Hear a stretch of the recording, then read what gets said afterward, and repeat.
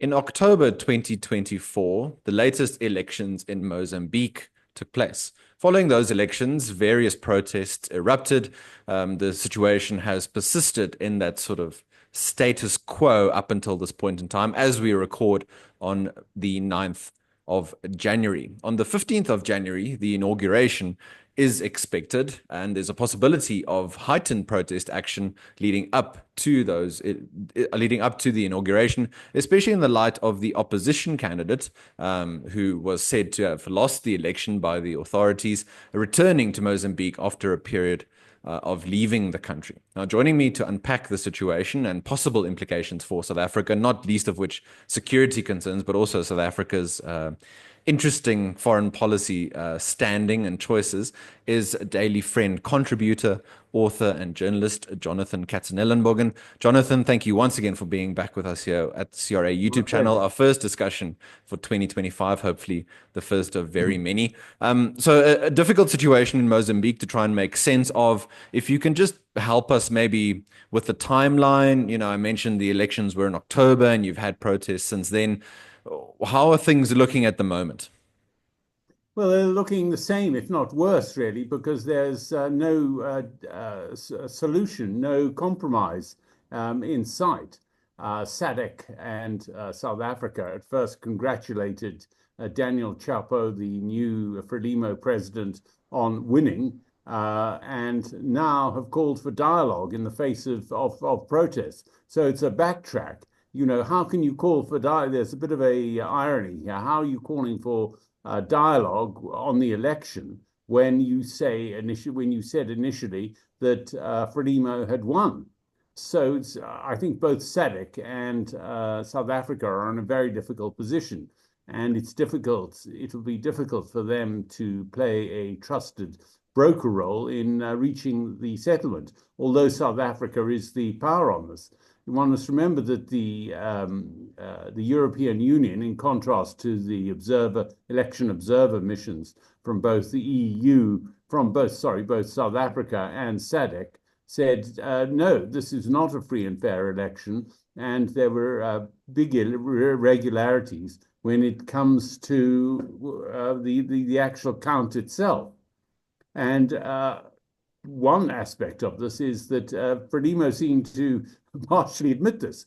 It's the highest court in the country, which doesn't have authority over the election. It's their election commission that has authority. The share of the vote attributed to the opposition, the main opposition party, by 4 percentage points. That is quite substantial. And reduced and also reduced the vote of Frelimo. So a lot is going on here, and the court has no authority over this issue. Yet it decides on this, and I think it was an attempt to at a partial compromise, but it certainly hasn't worked. And now we're faced with the prospects of really what is chaos.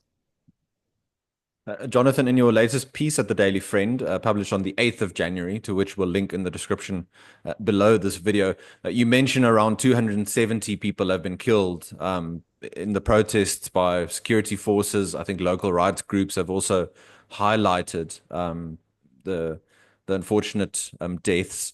Do you think, I'm sort of putting you on the spot here, but the probability of more violence, do you think the probability is higher leading up to the inauguration, or perhaps there are ways for the tension or the steam to be let out, or those avenues really closed off? And I guess the only way for people to voice their frustration is through more protest action. I would think so, because going ahead with the inauguration is a bit of an affront to the demonstrators and the opposition who say that the election was unfair. Why is Frelimo perhaps prepared to talk and it's being called upon to talk, yet it is going ahead with the inauguration? It might have, at least if there was a sign that it was at least prepared to talk, they would have delayed the inauguration. How are you going to reach a settlement now when the president has been sworn in? I think it presents a very difficult situation. And South Africa and SADC should have at least warned Frelimo that delay this. There's still discussions to take place. So now Frelimo is confronted by the possibility of mass demonstrations, but there seems to be also something going on beyond this, and that is that there was a mass prisoner breakout at a number of facilities in the country. And some of the recaptured prisoners were apparently summarily shot. And one just asks what is happening here. And I don't know if the numbers that were shot is included in the figure of 270 that have been killed on the streets demonstrating. Jonathan, in terms of the impact on South Africa, we touched on foreign policy, and given that South Africa has the chair of the G20 this year, there's a lot of talk about that opportunity that it affords South Africa and how South Africa has, at least on some global issues, really put itself forward. But then in its own region, its own immediate region, as you say, sort of, we'll talk about mediation with this particular situation in Mozambique, but then endorse one of the candidates. So you say one thing, but then you act in a different way. So that undermines any maybe pretensions or talk of quote unquote neutrality or non-alignment or any of those, buzzwords that the government likes to use. So just impact on South Africa. Of course, you have the possibility of refugees, people coming across the border, given more violence. You had the impact on the ports and logistics, and given how not only the port of Cape Town, but the port of Durban has had many issues over the years, how important the port of Maputo has become for trade for sub-Saharan Africa. Apart from the sort of refugee issue and logistics, are there other factors for South Africa to consider in this current situation that maybe the government isn't taking seriously enough? Well, gas, Mozambique is our major and sole gas supplier. And that has to present a tremendous risk. Sasol has already cut back on production. But and that would be very serious. We need a reliable gas supplier. It's critical to both seeking energy alternatives and possibility of gas-fueled generators for Eskom at some stage. So not having gas if it was cut off entirely, would present a very severe problem. But also, I think it's the economic growth that the region as a whole is foregoing, because I think projects are on hold in the north of the country, in Cabo Delgado, because of the ongoing insurgency there. Lots of smaller South African businesses do trade with Mozambique, and so that's problematic. But as you mentioned, the refugee situation, the borders are pretty porous, and they've cleared because of the threat of violence. The South African authorities have intermittently had to close a number of the border posts with Mozambique. But if there is a flood into the country, it does present a potential political problem for the ANC, because the voters will ask, if you can't manage, yes, there is instability in Mozambique, but it's largely not because South Africa should be able to manage these sorts of problems. You favored, and I think the electorate, it might turn on the ANC viciously, in 2026, although the 26 elections are local, and there are a sufficient number of issues there to confront them. But it could very well, if it's on a large scale, ultimately fuel renewed xenophobic violence. And that, I think, is the threat. But the other aspect is that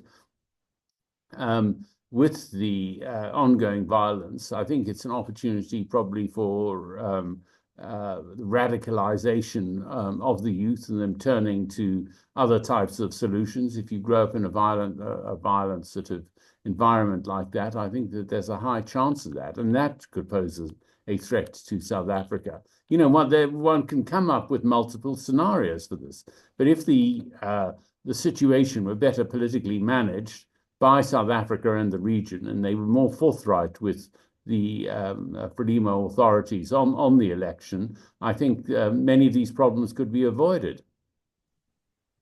Jonathan, just a final question, not just focused on Mozambique, but last year we had, for example, large scale protests erupting in Kenya when the government wanted to increase various taxes. That was mostly driven by young citizens. You, of course, had elections also in Namibia and Botswana. Now, those proceeded more peacefully, relatively more peacefully than what has happened in Mozambique. And of course, South Africa had elections last year. So a bit of I guess, a patchwork in terms of how democracies are looking in sub-Saharan Africa and in the SADC region. Do you think this year, maybe over the next year or two, you'll see more frictions between governments and citizens? I guess the prospects for growth and improved living standards vary by country, so you can't say the whole region will either improve or decline. It might be country by country. But just what do you think the signs are from countries like Mozambique for the wider region over the next, say, 3 to 5 years? Well, Mozambique is really the equivalent to a failed state and is a vast contrast to Botswana, well-managed, conservatively managed country. And they've never had a change in the ruling party since independence. And they have it's flawless. It goes ahead. There's no problem to it. The government resigns and the new man takes over. It's a complete contrast. Ghana, I see the new president of Ghana, who's been in power before, was inaugurated earlier this week. That went well. Ghanaian elections have gone well for some time, and they've had multiple changes in government. But I think the whole thing, and Namibia went well. There were some doubts. So things. It's a mixed picture, but Africa can hold free and fair elections in which the change of government is not an issue. Our election went well. It was hardly noticed that the ANC said yes. We didn't get a majority, and they went for the GNU. That was hardly commented upon. But that went very well, and because it hadn't happened before, it was unexpected. But we had sort of forgotten all about it. But it was a significant turning point, in a marker rather, for the country. The main problem, I think, throughout the continent really is that you've had this demographic surge of a very young generation. And in Mozambique, I think about 50% of the population are under the age of 14. And they're very young. And if they're not the economic opportunities there, they're going to be very frustrated. And most of the population in Mozambique now has forgotten the role that Frelimo played in liberation. And what they see around them are poor service delivery, corruption, and lack of opportunity. So I think with a very young population, Asia was able to derive a demographic dividend largely because it needed the workforce because of very, very rapid economic growth, and the availability of this workforce helped them grow further. So it was a whole mix of factors that came into play, but because of they had the right policies in place to ensure rapid economic growth. I think that'll be something to really keep an eye on, talking about Africa's young population and the potential, but again, the question about the right political choices, the necessary political will to make the right ideological and policy choices. It's definitely not a given that a young population will bring prosperity to sub-Saharan Africa. So let's see, we'll keep a close eye on the situation in Mozambique and update you where possible, as well as other political and societal developments in the rest of the SADC region. But Jonathan, thanks very much once again for your time. We'll end on that note. My pleasure. To all of you, thanks very much for watching, and we'll talk to you all again very soon. Bye-bye. Thank you very much for watching. With shifting geopolitical trends, lots of societal and economic upheaval, you need a reliable partner on which to count in these changing times. Get in touch with us today to find out about the various research, data, and reports that the CRA offers on a weekly basis. Find out about becoming a premium client today. Thank you.